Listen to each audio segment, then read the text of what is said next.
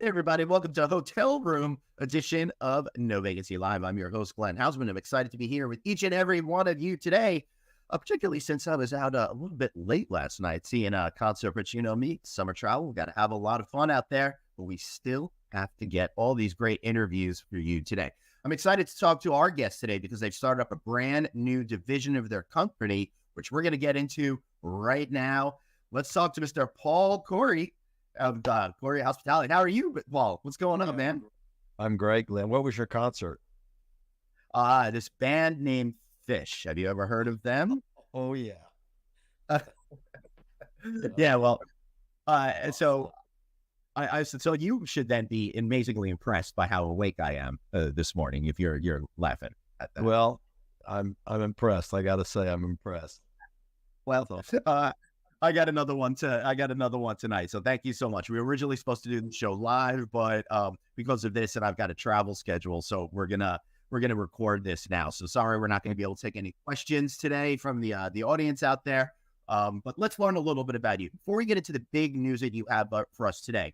Why don't you just share with us a little bit about Coury Holdings, the launch of Concert Hospitality, and where you are as a company right now? Thank you. So Coury Holdings is effectively the extension of the addition of Concert to Coury Hospitality. And Coury Hospitality, my company is 38 years old, and we originally started off as a developer, asset manager, etc., and then early on started doing a few hotel consulting gigs. And we developed our first hotel in the late 90s. We still own it. I'm proud of that. What kind of hotel? It's an hotel. It's an Autograph. It started off as an independent.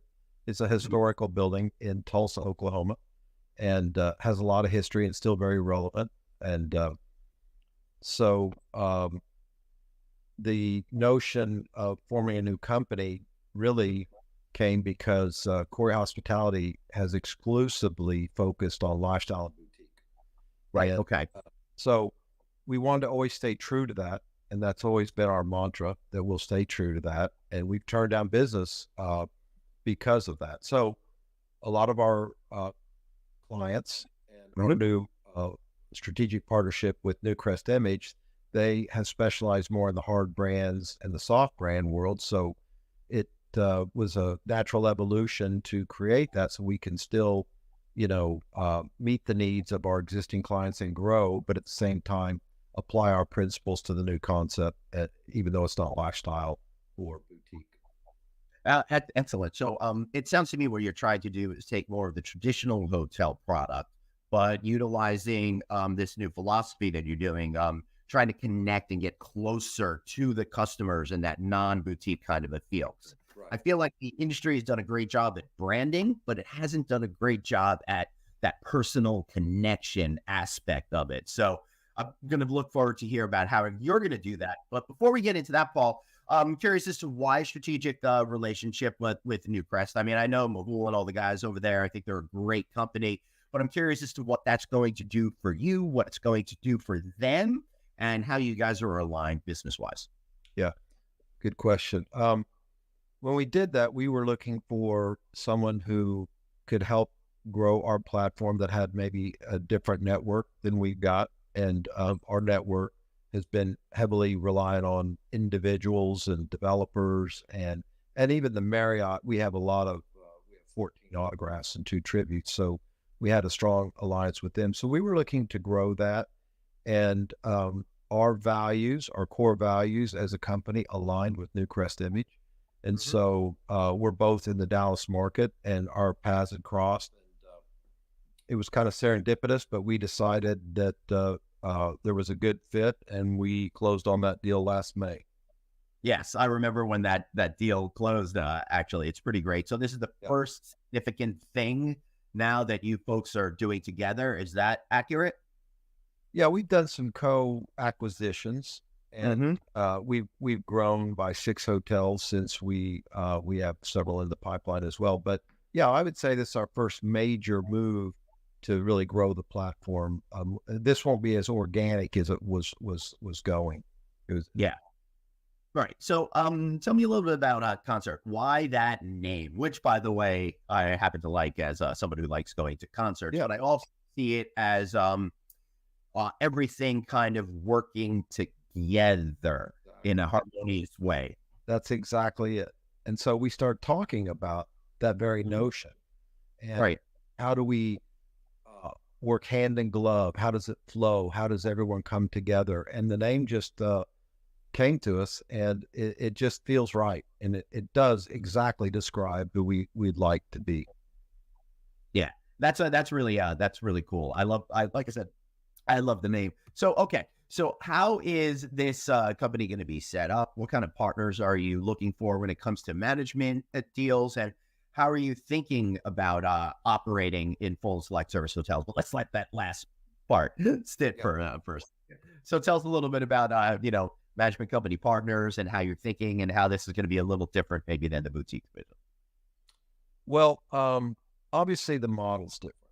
I mean, Mhm. you really have to manage your cost and expenses more. You know, the bottom line, I think, for a lot of people in this world is more precise, and they're looking for, specific returns. Whereas in the lifestyle, it's a little more laissez-faire. The margins may not be as good. You have to bring in more staff, more service, et cetera. So we felt like that same principle could apply in this world without driving cost up by basically uh, Mhm. the training of your people and the culture and even some activations. A lot of these properties just follow the brands. They Right. do the minimums. And so we think with a little bit of work, particularly on some of them where you can activate the food and beverage and bring in some music, create little venues within it, that we could take this and elevate it. We're going to grow it carefully. We want to do it with partners who drink our Kool-Aid and like our philosophy. I thought you were going to stop after the word drink because we're talking about how to earn more money per square foot in your hotels. Well, you hit it. I mean, you nailed it. So Yeah, I think it's a great philosophy, and it kind of works. I'm sorry to do this to you in concert with other things that I'm seeing out there in yeah, the marketplace, and to me, that's more of an emphasis on cost to acquire the customer, the individual customer, and then what is the actual customer value to you? And I think what I'm trying to say is get out of that ADR mindset yeah. and think more of a revenue per available customer mindset. And here on No Vacancy Live, Paul, I'm really trying to push this issue because I think we need to get out of the mindset of just selling rooms when you have so many other things, especially high profit items like that beverage we were just talking about, that could really make a difference to your bottom line. Yeah, you're right on, because everyone can spend a certain amount of money, or they can travel and pick whatever brand they want, or if they're chasing points, they can chase the points. Right. But how do I create a return customer and an experiential situation where they come back because of what they experienced at our properties, or the staff, or the way they were treated, or why can't, in this type of property, they be greeted by their name and say welcome back? I mean, people want to be acknowledged. Yes, I agree with you. And that seems very basic to you and me. But Paul, I've been in this business now almost 30 years, and I'm still waiting for the majority of hotels to really understand that little bit.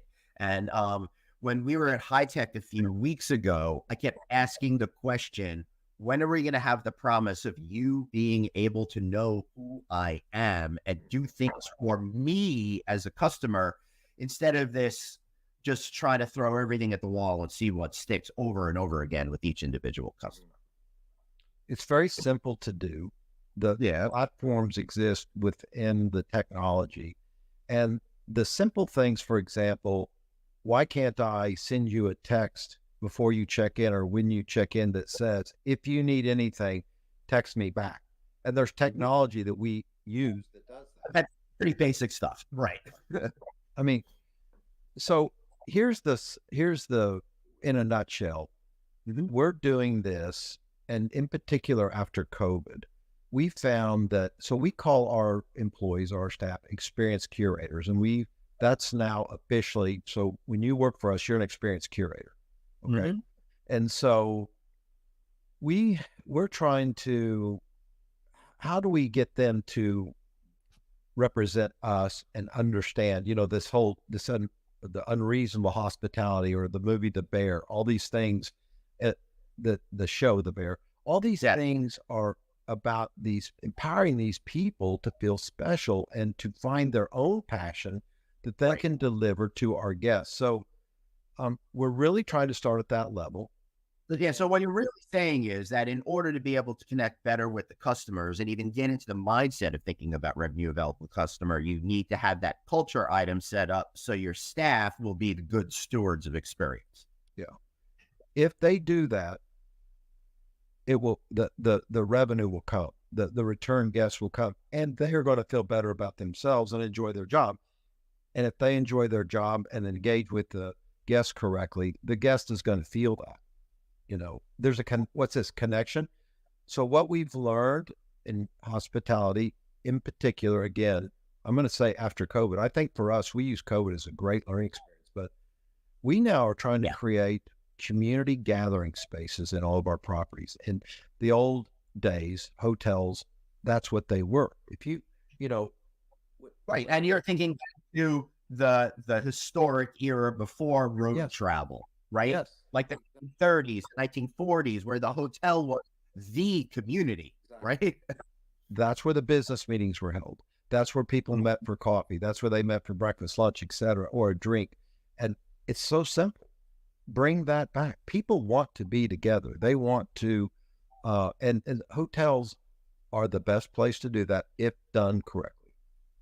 Yeah, if done correctly. And I think, Paul, that's the rub right there, because a lot of the concepts you're talking about, I'm very familiar with. We're all very familiar with, but I see a lack of ability for a lot of hoteliers to be able to roll out and actuate what you're saying out there. So how are you really thinking about making your properties, particularly with Concert, the center, that hub where people want to come together and enjoy themselves, create memories, but more importantly for you, spend money? Well, let's get back to the notion of concert and music. And so we think music is a big thing for us now, and we're trying to figure out how to bring that in every property in some form or fashion. It's going to be a little more difficult in a limited service, but there is a way to do it. We're exploring that. We're trying to develop a model. We have, but I would say that that's our, one of our fundamentals is trying to bring in music as a hook, if you will, or a reason for you to come back. And bear in mind, in our lifestyle brands, 70% of our food and beverage business comes from the community, outside guests. They don't come from. Wow. Right. And you have to make it that way if you want to be successful. To me, that's a sign of a healthy food and beverage business. Well, people don't believe this, but some of our hotels right now are running 50-50 on food and beverage and rooms. That's amazing. That takes a lot of work. Yeah, it sure does. And a lot of hoteliers out there are scared about that food and beverage component because they're unfamiliar with it. They're not comfortable with it. So in my opinion, they kind of put it away out of sight so they don't have to deal with it. But if you are able to embrace that and do it successfully, that's where you're going to really be able to make profits going forward as it becomes more complicated to raise those rates, in my opinion. Yeah, so Glenn, when I think, let's say in the last 15 years, when you look at a hotel deal, it would be, well, how do we minimize our loss? Right. Right. And so the part, because it's such a silly thing that we took for granted in the way it is, right? So we don't look at it that way. We look at, how can we make it accretive and make money, but what it does, and you've said it early on, it drives the room revenue. It brings people back. And if I've got that compression and I've got guests that want in, what happens? My rate can go up. Right. So it's simple, but my chief marketing officer, Tom Santoro, always says that it's easier to do nothing than to work at coming up with activations and making. So our term is every moment matters. Kind of like in the bear, they say every second counts. Every moment matters.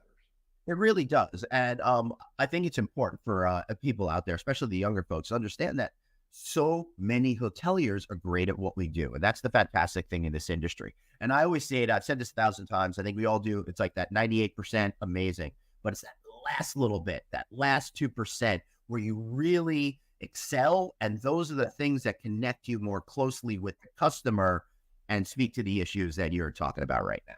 Right. You're right. Yeah. Yeah. I was going to, please continue. Well, this morning, this is ironic. I received an email on LinkedIn, and it's from a guest last night in one of our hotels at 4 a.m.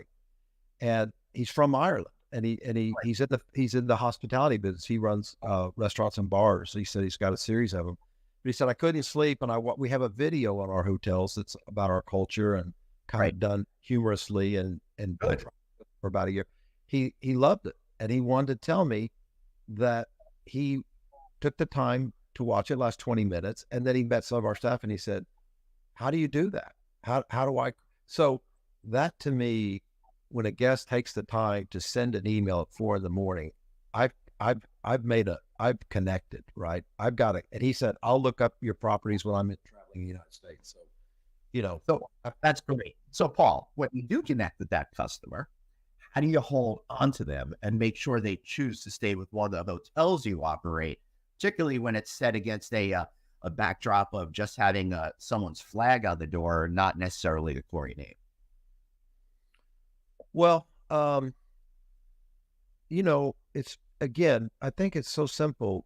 People are just looking to be acknowledged and be treated special. And if they have, I love that you basics, Paul. Sorry, go on.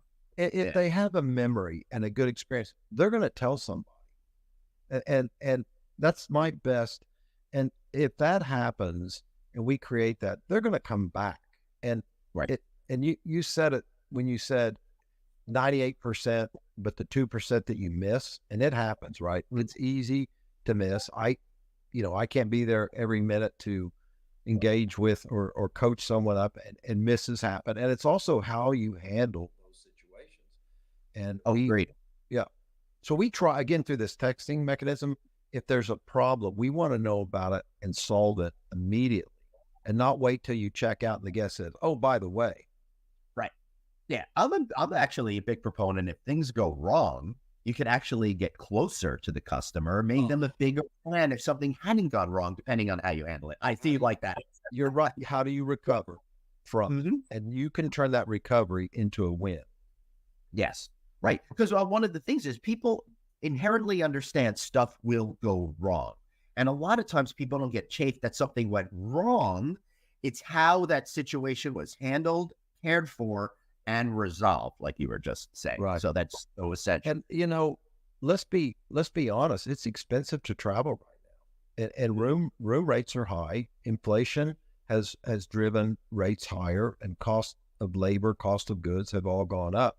And the guests don't necessarily think about that backside of it. They just think about, wow, when I'm having to spend $50 more to stay at this property, but I'm going to choose to do that because of how it makes me feel and how I'm treated. Right. And that is such an important thing to take away from this conversation. Because again, if you make people feel great, it removes that focus on the specific dollars. And then you could wrap in great food and beverage and really increase the amount that you're earning from those individuals, even as you're able to push those rates with the most loyal customers. Right. Yeah. And we're trying to come up with several fundamental, simple things like, why can't every hotel have something at turn down? Why can't every hotel have something in the room when they check in? Even if it's a limited service. I mean, can I spend $1? Can I spend $3 on someone for them to go, wow, I don't get that anywhere else? But you remember those things, right? That's so. Because no one else is doing it. So by immediately doing something just a little bit different, it separates you from everybody in that consumer mindset, and you're able to capture that memory, and they'll bring it back, and when ready it's time to stay with you again. Paul, one of the problems that I see in hospitality, in that vein of everyone is so good, that a lot of my hotel stays are just forgettable. I love that on an airplane. I don't want to, if anything exciting happens on an airplane, it's never a good thing. But in a hotel, if it's just forgettable, it's unfortunate. I'm in, 50, 60, 70 hotels a year, and I can't remember most of them. They all do a great job, but none of them are actually imprinting on my brain to want to stay there again. I've sometimes gone back and been like, have I been to this hotel before? No. Yeah. Well, it's going to be a little bit more challenging within the concert brands to do that, but that's our goal, is to figure that, the why there and how to do that. And I think we've got a good plan, and if I have the right people delivering my messages and taking our platform and philosophy, our mission statement as a company through, it'll be successful. Yeah, for sure. And it is definitely more challenging to do that within the more rigid branded category than your lifestyle boutique hotel division, but it can be done, and it must be done. And to me, Paul, before we wrap up, I think it's important to talk about, in order to get there, you have to have that right cultural component in there and imbue your team with that sense of empowerment to help in the moment craft experiences. What's your philosophy behind all of that? Well, one of the things that we've done, and we're going to carry this through, is we've created, it's a four-legged stool, but two components that have bonus programs for the curators, for the experienced curator at all levels. Front desk. I love curators. That's experienced curators. That's people great. Love it. It's so much more respect. Yeah. It makes them feel, even they feel more important. But so we've come up with a two-tier bonus program for them to allow them to do that. And the owners, if I don't own it, which I don't own every hotel on the third party side, but the owners have to agree to this concept, and it doesn't really cost them more, because it happens if we exceed budget or things like that. But so everybody's rowing in the same direction. We also reward them based on the scores of the property and how the property scores on intent to recommend or cleanliness or service, and food and beverage has its own. But if they rank, we compete among all of our hotels, and we track it. They see it. It's up in the break rooms. All the employees see that. It creates this fun, how we do it, and every day, forget the stand-ups. We do that, but this is another way for them to everyone's competitive, right? Everyone wants to see, how am I doing, So anyway, those are things that we've done. I mean, I'm giving away some of our secret sauce, but those are some of the. No, I know. I appreciate you doing that. The problem I feel is everybody knows some of these things, but people can't really actuate these things. But before, I got to ask you one more question on this, because I'm going to argue that not only does it not cost any more to do that, but I bet with the heightened level of consumer of staff engagement, or I should say experienced curator engagement, that you probably have less turnover, which actually helps make the hotel more money, because you don't have to spend that $5-6 in soft and hard costs to replace an employee every time they walk out the door. At least. So you're exactly right. Our turnover, particularly in food and beverage, that's where you really experience, the high part. We've improved that by 20 basis points. And we just did a survey. We do a survey twice a year with our employees. And our last survey, we had 1,000 participants, which was 97% participation, which is unheard of. And our lowest satisfaction with our employees was in the 80 percentile. We had some almost at 100.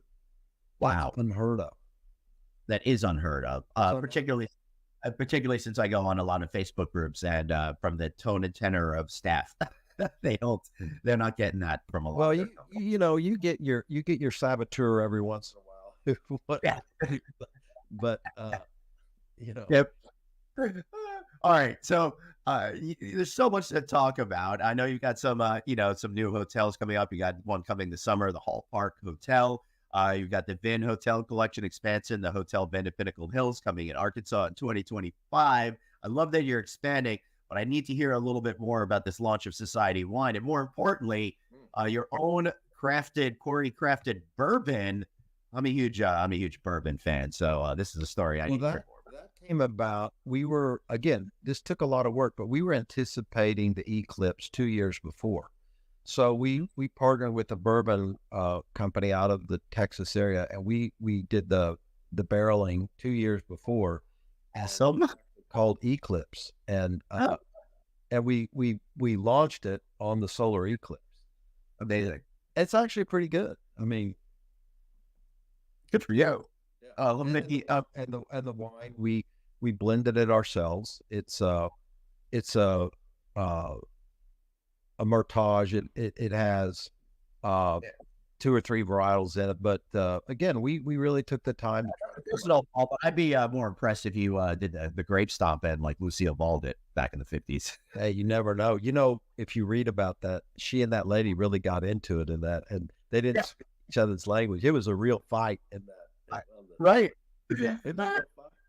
It's pretty funny, and I recommend all you young people out there to check out I Love Lucy, the seminal sitcom that really created the modern sitcom style of today. Yeah. Hey, Glenn, one thing that I want to commend you on, like on your Friday night audit, and you're huge, right?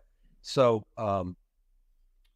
my son works for us. He's an aspiring thespian, but he does all of our training videos, and then he does our Q&A. So we've got about 70 training videos, and he does them with humor, and he'll do impersonations, and we'll show the wrong way, the right way, and he does these characters.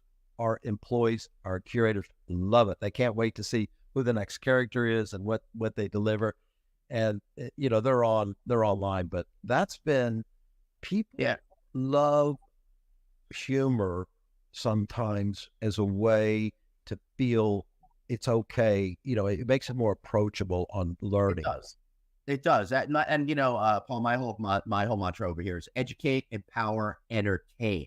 Because if you can't get people interested in a fun way, they're just going to block it out and not learn. So why not have some laughs and learn along together? And I think if you're laughing and learning, it sticks better in the long run. Right. And we require them to do so many of these training videos per quarter. It's part of how they're, evaluated. And so when it's that way, they don't mind going and taking the time to look at these when, that's not just some boring,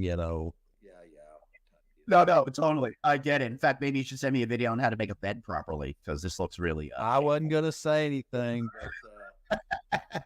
I should take an extra minute to fix those pillows. So I'm completely embarrassed over here. Thank goodness, Anthony wasn't here today to yell at me. Paul, maybe we get you and your son on the Friday night audit. We could show some of those videos and all make fun of producer Dave together. He's the one you want, but I'm glad to do it as well. But we're proud of that too. We think that's something unique we do. Yeah, for sure. Well, Paul, I really appreciate you being here. Do me a favor, hang out backstage while I wrap it up. Before we wrap up, how can we learn more about you, your companies, and any hotel operators out there or owners that might want to partner up with you? Well, you can go to couryhospitality.com. There's some links to communicate with me and some of anyone on our staff. But I don't have a podcast or anything like that. I'm a little bit, I'm too much of a dinosaur, but we're very, if they think they're a good fit for us as a client or as a curator, reach out to us. We want people that share our passion. Beautiful. I absolutely love it. Paul, thank you so much for being here. I really appreciate you, and I appreciate all of you folks out there. And I know we learned a lot today. So what you're going to want to do if you're watching the video, you're going to want to listen to our audio version, get the audio version wherever you get your podcast. And of course, if you're listening to us on audio, I'm sorry you have to pick up all that dog poop, but you're out there exercising and getting some workout while you're listening to us. And I know sometimes listening to our shows is a workout in itself, but be sure to check us out on Facebook, Instagram, LinkedIn, of course, for our NoVacancyNews.com. Thanks so much for being here, everybody, and we'll see you next time on another